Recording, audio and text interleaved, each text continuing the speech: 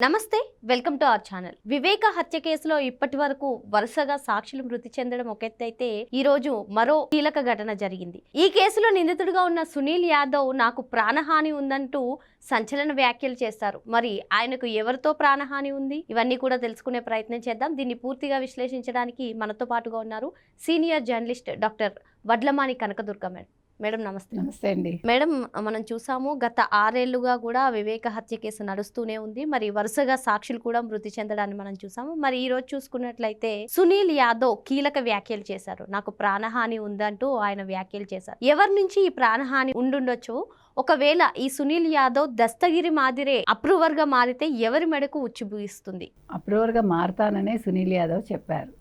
చెప్పి ఇవాళ ఆయన పోలీస్ స్టేషన్కి వెళ్ళి అక్కడ రాతపూర్వకంగా ఇచ్చేసి వచ్చారు.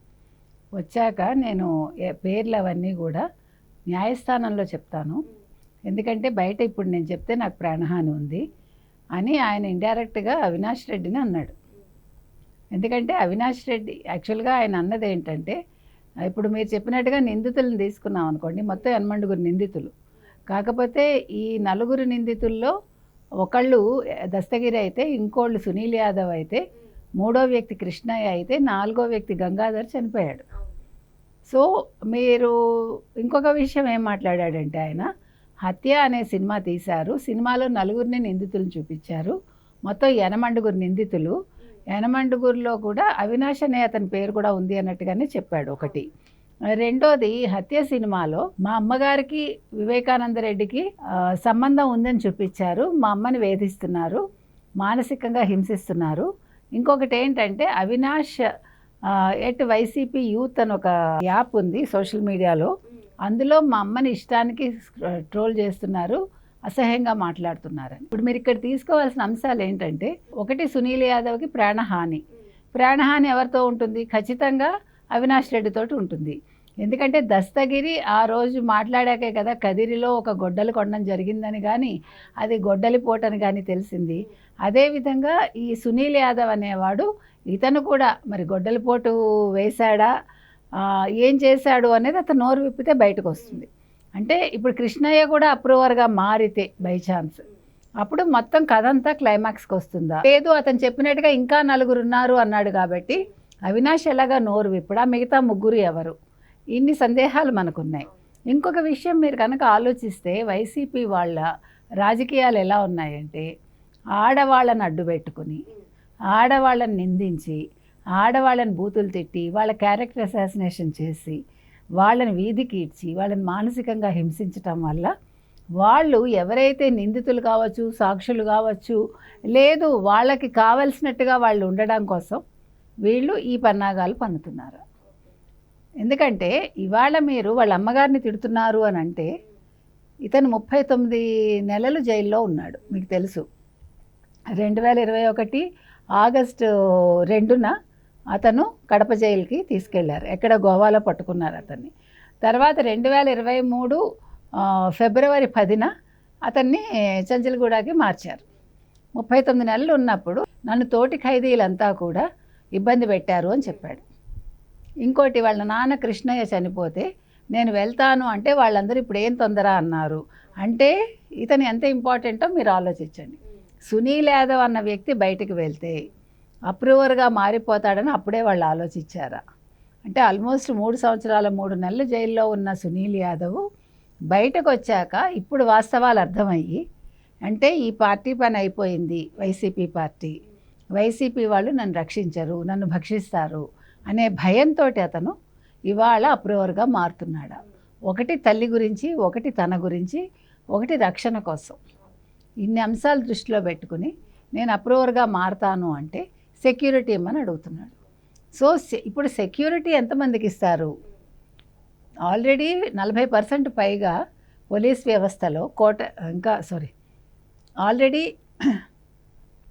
పోలీస్ వ్యవస్థలో 40% పైగా ఇంకా కొమ్ము కాస్తున్నారు వైసీపీకి, కోవర్ట్లుగా ఉన్నారు.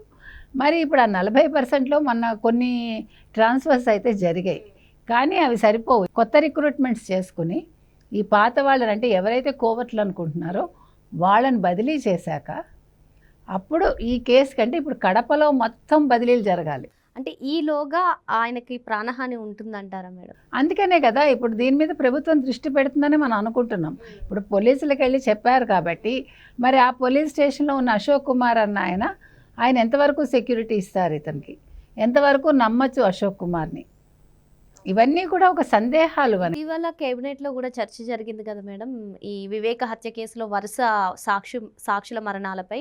సో ప్రభుత్వం అయితే ఈ విషయంలో సీరియస్ గా ఉందని అర్థం చేసుకోవచ్చు. మరి సునీల్ యాదవ్ కి రక్షణ కల్పించడంలో ప్రభుత్వం దృష్టి పెడుతుందంటారా? యాక్చువల్గా ఈ కేసు మన సునీత గారు చెప్పినట్టు ఇది కేంద్రం పరిధిలో ఉంది. సో రాష్ట్ర ప్రభుత్వం వీళ్ళు అడిగితే తప్పకుండా వాళ్ళకి భద్రత కల్పిస్తుంది. ఇప్పుడు ఇవాళ ఆయన వెళ్ళినప్పుడు పోలీస్ స్టేషన్లో నాకు భద్రత కావాలని ఒక లేఖ ఇచ్చారా లేదా అది తెలుసుకోవాలి మనకు తెలియదు. అది లేఖ ఇస్తే కనుకైతే ఖచ్చితంగా ఆయనకి భద్రత దొరుకుతుంది. ఎందుకంటే ఆల్రెడీ దస్తగిరికి పెంచారు కదా, అతనికి భద్రత పెంచారు. కాబట్టి ఇవాళ సునీల్ యాదవ్ అనేవాడు అప్రూవర్గా మారితే అది కేసు ఇంకొంచెం బలం అవుతుంది. అవినాష్ రెడ్డి భయం అదే. కాబట్టి అసలు ఇప్పుడు ఈ హత్యలు జరుగుతున్నాయి అంటేనే అసలు కడప ఎలా ఉంది, లేదు పులివెందులు ఎలా ఉంది, ఈ నియోజకవర్గాల్లో ప్రజలు ఎలా ఉన్నారు, వివేకానంద రెడ్డి హత్య గురించి విషయాలు బయటకు వస్తే ఎవరికి నష్టం అనేది ముందు ఆలోచించాల్సిన అంశం. ఎవరికి నష్టం? ఒక అవినాష్ రెడ్డికి, ఒక జగన్మోహన్ రెడ్డికి ముఖ్యంగా నష్టం, తర్వాత భారతీరెడ్డి, తర్వాత సజ్జల రామకృష్ణారెడ్డి. ఎందుకంటే ఇందులో ఏ రకంగా చూసుకున్నా విజయసాయి రెడ్డికి వాళ్ళకి సంబంధం ఉండకపోవచ్చు. కాబట్టి వీళ్ళకే నష్టం. కాబట్టి ఇది కుటుంబ వ్యవహారం. కాబట్టి ముఖ్యంగా వైఎస్ కుటుంబానికి సంబంధించిన వాళ్ళే అక్కడ ఉండాలి, బయట వ్యక్తులు ఎంపీలుగా ఉండకూడదు, ఈవెన్ చిన్నాన్నలైనా అనేది ఒక కాన్సెప్ట్. కాబట్టి ఆ కాన్సెప్ట్లో భాగంగా అభిషేక్ రెడ్డి ఆల్రెడీ చనిపోయాడు, వివేకానంద రెడ్డి అంతకుముందే మర్డర్ అయిపోయాడు. ఇక మిగిలింది ఇప్పుడు విక్రాంత్ రెడ్డి ఆల్రెడీ ఆ కేసులో ఎవరు మన విజయసాయి రెడ్డి గారు ఓపెన్గా చెప్పారు, మొత్తం చేసిందంతా కూడా కాకినాడ సెజ్ కావచ్చు, కాకినాడ పోర్టు కావచ్చు, విక్రాంత్ రెడ్డి అని. సో మీరు గమనిస్తే కనుక అయితే ఇవన్నీ కూడా తెలివిగా జగన్మోహన్ రెడ్డి విజయసాయి రెడ్డి ద్వారా ఒక్కొక్కరిని ఇరికిస్తున్నాడు. ఓ పక్క అవినాష్ రెడ్డి, మరో పక్క విజయసాయి రెడ్డి. సో మొత్తం కుటుంబాన్ని చిక్కుల్లో పడేశాడు. తల్లిని ఆల్రెడీ పంపించాడు, చెల్లిని ఆల్రెడీ తరిమేశాడు.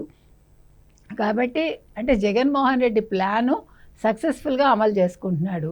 సరే ఇవన్నీ అమలు చేసుకున్నా కూడా జగన్మోహన్ రెడ్డి ఆలోచించిన విషయం ఏంటంటే ఇన్ని చేస్తున్నా కానీ నా పార్టీ ఎక్కడుంది అనేది మాత్రం అతనికి ఇంకా ఆలోచనకి అందట్లేదు. అది ఓకే మేడం. ఇప్పుడు సునీల్ యాదవ్ బయటకు వచ్చి నాకు ప్రాణహాని ఉందని చెప్తున్నాడు మేడం. ఇప్పుడు మరి వివేక హత్య కేసు తొందరగా క్లియర్ అయ్యే ఛాన్స్ ఉందంటారా? ఛాన్స్ ఉందా అంటే మనం ఏం చెప్తాం, ఇది కేంద్రం పరిధిలో సిబిఐ తొందరగా చెయ్యాలి. ఇప్పుడు సిబిఐ ట్రయల్ రన్ మొదలు పెడితే కేసు తొందరగా ముగుస్తుంది. మరి ఎవరు పిల్లి మెడలో గంట కట్టాలో మనకు తెలియదు. అది ప్రస్తుత పరిస్థితి. మరో అంశంతో మళ్ళీ కలుద్దాం. Thank you madam. Thank you.